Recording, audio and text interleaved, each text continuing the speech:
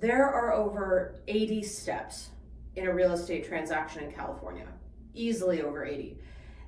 The amount of steps, the amount of variables, the amount of things that can go wrong at any one of those points or any one of those timelines, any one of those dates, I mean, it's insane. And like, to think about how much detail goes into a contract, how many boxes need to get checked or make sure that they're not checked, how many addendums are possible.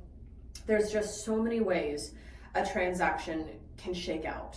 And the thing with real estate transactions, at least what I've learned personally in my time in this industry, is it never goes according to plan, because you're trying to deal with two very high stakes interests. And one of them, usually, unless you're doing dual agency, half of those two very intense interests you do not have control over for the most part.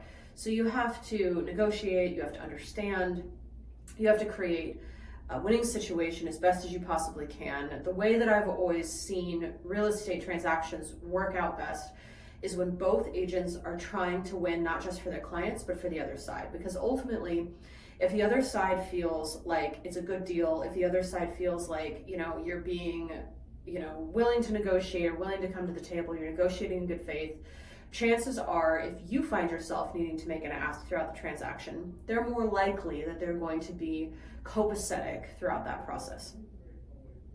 I think that I'm reading this book right now called Ego is the Enemy, and I'll drop a link for it somewhere.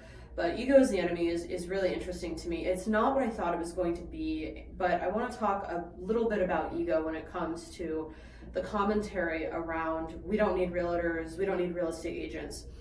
I think there's a really toxic kind of circling of the drain that's happening, where you've got these personalities in real estate that sometimes are very egotistical. They're incredibly narcissistic, they're very egotistical, they're ego driven. And at the end of the day, that's just not going to serve the client. That's not going to serve anybody typically except for that person. And even then, it usually winds up blowing up in their faces. So,